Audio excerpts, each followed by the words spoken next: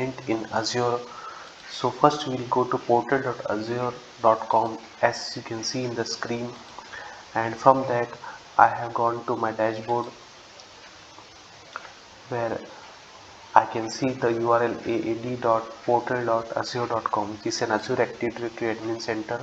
Now to create a tenant I have to go to Azure Active Directory, and here I will see in the manage tenant section it is already been created.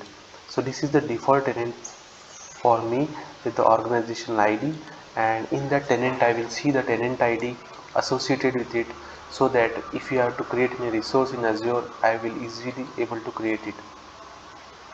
Now if I have to manage tenant and switch to other directories, so in this way I can create tenant by clicking on create button. But since I am involved in the organizational AD, so that is the tenant type is Azure Active Directory. Now when I have to manage those tenants, so I will click on manage tenants and I will be able to create new tenants and switch to new directory. Also switch directory if I have to do, then I can switch to other directory.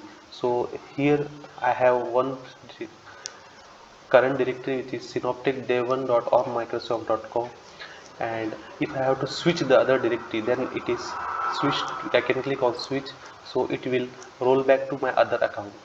So thank you for watching this video. We have seen here that how to create an Azure tenant in Active Directory in Azure portal.